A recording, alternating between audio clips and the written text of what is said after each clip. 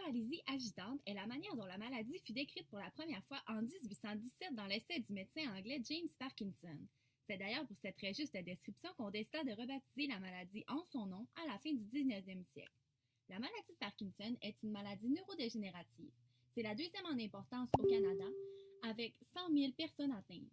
Elle se caractérise surtout par des troubles au niveau du contrôle des mouvements, même s'il existe aussi des symptômes dits non moteurs.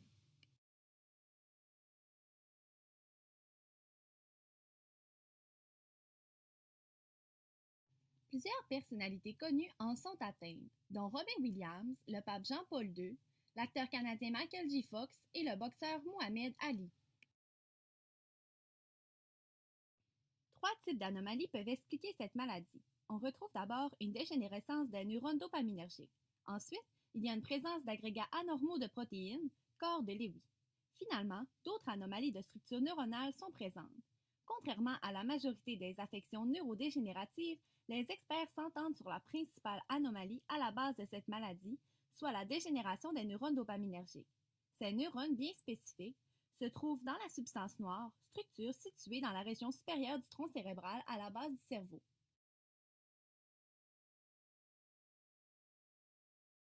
La dopamine est le neurotransmetteur impliqué dans la communication neuronale au niveau de la substance noire. Chez une personne atteinte du Parkinson, la destruction progressive des neurones présents dans la substance noire entraîne une baisse de libération de dopamine.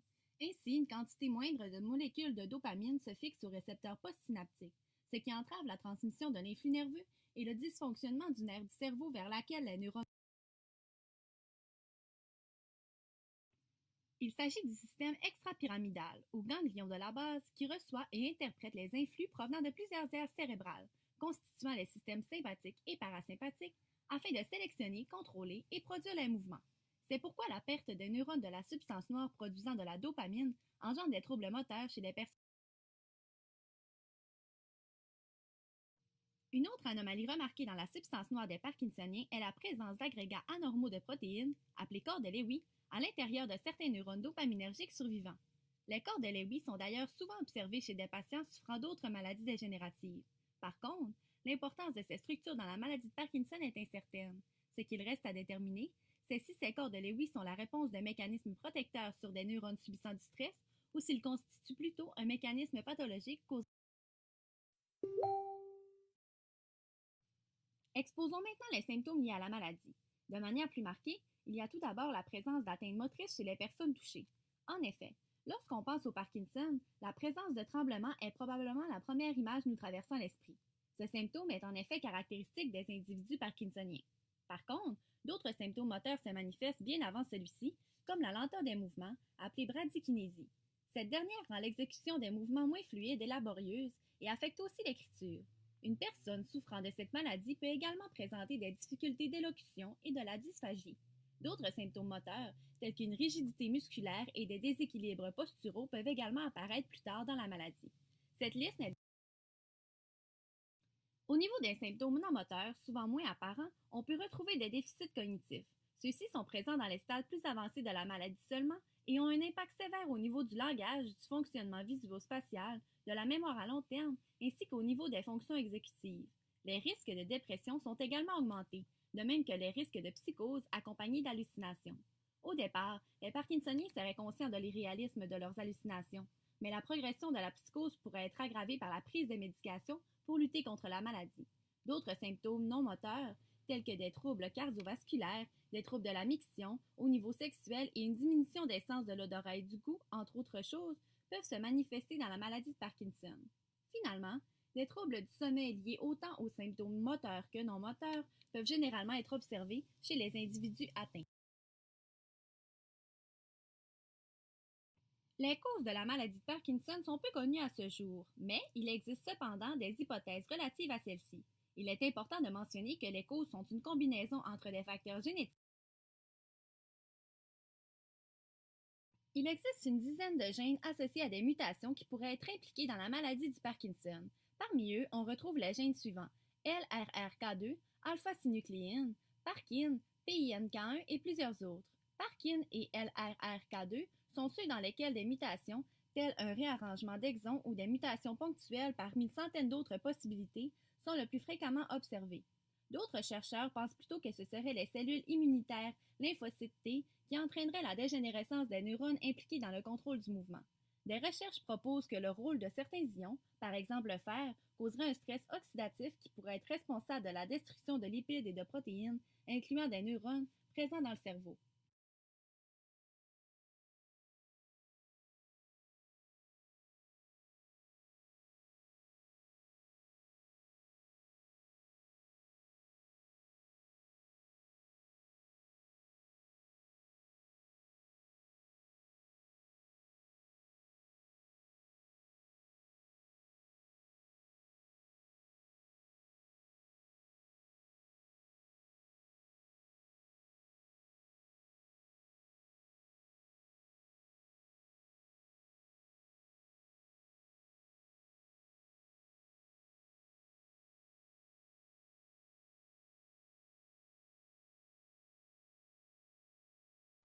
Parmi les facteurs de risque reliés à la maladie, on s'intéresse notamment à l'âge, le sexe, le territoire, les désordres affectifs et l'exposition aux pesticides et herbicides. En effet, il semble que les hommes soient plus à risque de développer la maladie de Parkinson que les femmes, surtout dans le groupe d'âge de 50-59 ans. La prévalence est de 134 hommes et 41 femmes sur 100 000 individus. Dans la cour des 70-79 ans, cette maladie est moins fréquente en Asie qu'en Amérique du Nord, en Europe et Australie. Il y a aussi une association entre les traits de personnalité d'un individu et le Parkinson, mais seulement en ce qui concerne l'anxiété et le pessimisme. Il n'y aurait pas de relation entre les traits dépressifs et l'augmentation du Parkinson. Quant à l'exposition aux herbicides et pesticides, elle pourrait constituer un facteur de risque lorsqu'elle est répétée dans les cas d'habitation rurale ou de profession en agriculture par exemple. À noter qu'il y a une controverse quant aux réelles influences des métaux tels que l'aluminium, le plomb ou le mercure. La prise de médicaments neuroleptiques, antipsychotiques ou antagonistes dopaminergiques ainsi qu'un traumatisme crânien seraient des causes possibles du développement du Parkinson.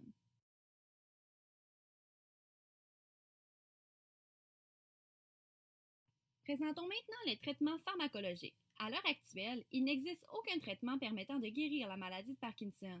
Il est toutefois possible de retarder son évolution et de contrôler.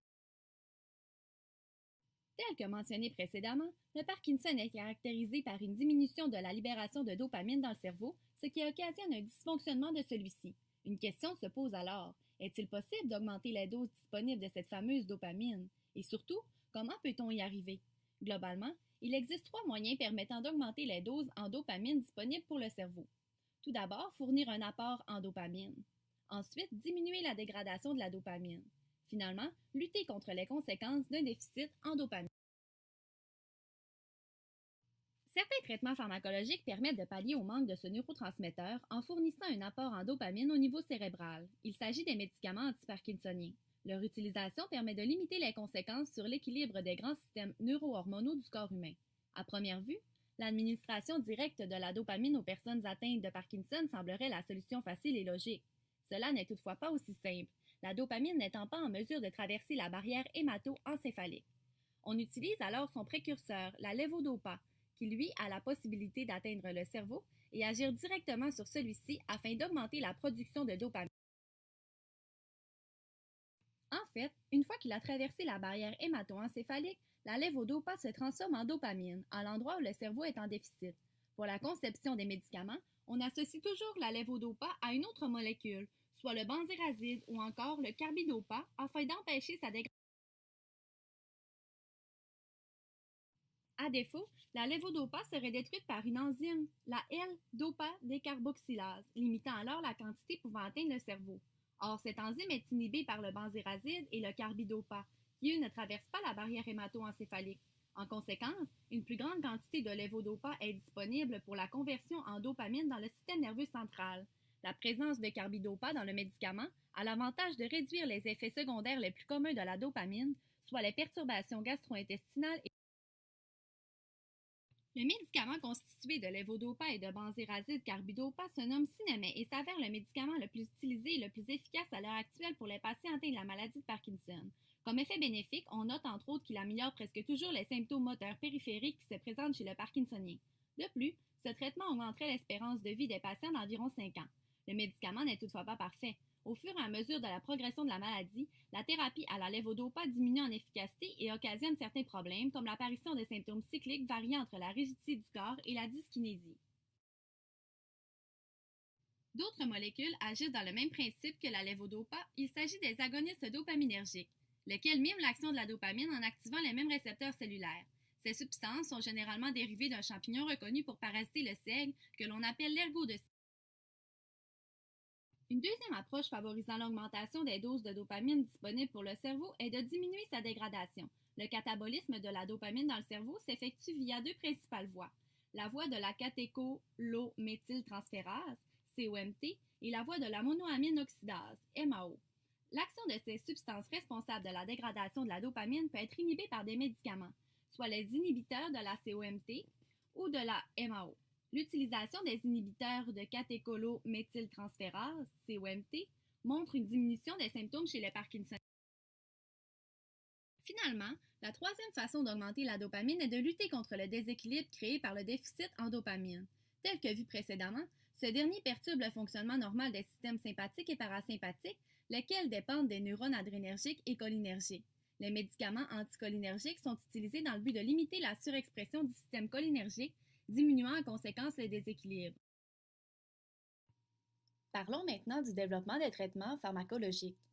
Le but ici n'est pas de faire une recherche exhaustive et détaillée sur les investigations actuelles concernant le développement des traitements pharmacologiques anti-parkinsoniens. Il est cependant pertinent de souligner que diverses approches nouvelles sont actuellement à l'étude et utilisées à moins grande échelle. Premièrement, l'utilisation d'antagonistes des récepteurs de l'adénosine A2A est une approche non dopaminergique prometteuse pour le traitement potentiel du Parkinson. Ces récepteurs favorisent la modulation de l'activité neuronale et le relargage des neurotransmetteurs, alors que son inhibition réduit les effets néfastes de la dégénérescence des neurones présents dans la substance noire.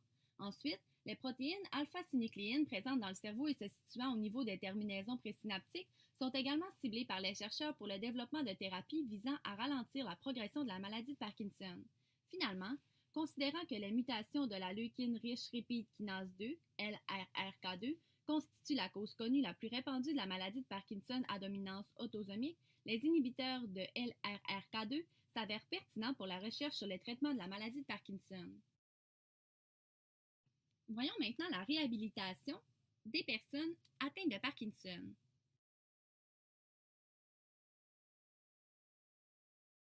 L'activité physique procure des bienfaits sur la réadaptation et le maintien des fonctions motrices chez le parkinsonien. En fait, il est reconnu que le fait de conserver un niveau adéquat d'activité physique aide les personnes atteintes de la maladie de Parkinson à maintenir une certaine autonomie au quotidien. Différents types d'exercices sont recommandés. On peut penser à la marche, aux exercices de relèvement, aux assouplissements verticaux, à la motricité des membres supérieurs et inférieurs, à l'entretien respiratoire, ainsi. Certaines règles doivent cependant être suivies en ce qui concerne les exercices d'entretien des fonctions motrices. Tout d'abord, ils doivent être intégrés dans la journée en prévoyant une période de détente de 20 à 30 minutes après chaque séance et devraient être effectués lentement. Il est aussi important d'écouter ces signaux de fatigue afin de ne pas s'épuiser et arrêter immédiatement en cas de douleur. Finalement, les gestes brusques sont à éviter. Voici quelques résultats intéressants d'études récentes relativement aux bienfaits de l'activité physique sur le sujet parkinsonien. Premièrement, une étude pilote rétrospective suggère que des exercices de renforcement des muscles extenseurs du dos sont efficaces pour corriger la posture chez les personnes atteintes de la maladie de Parkinson. De plus, on a noté chez la presque majorité des sujets des améliorations statistiquement significatives relativement aux activités de la vie quotidienne et les symptômes moteurs. S'agissant toutefois d'une étude de petite envergure, des recherches plus approfondies sont nécessaires pour confirmer ou infirmer l'hypothèse. L'intégration d'exercices d'endurance dans le traitement des personnes atteintes de cette maladie est également supportée par la littérature. De plus, des études montrent qu'après 3 mois à faire régulièrement du tapis roulant, on peut noter une amélioration de la mobilité et la qualité de vie des clients. Ce fait a d'ailleurs été mis en évidence dans un mémoire de maîtrise de manière plus spécifique. À la fin de ce projet, On a noté une amélioration de la vitesse de marche, de la cadence, la longueur de foulée et la distance parcourue au test de 6 minutes de marche après 24 semaines, et ce, chez les deux groupes à l'étude. Toutefois, seul le groupe TR mixte a amélioré sa qualité de vie. On a aussi noté que les individus avec les performances initiales les plus faibles sont ceux qui ont bénéficié davantage de ce type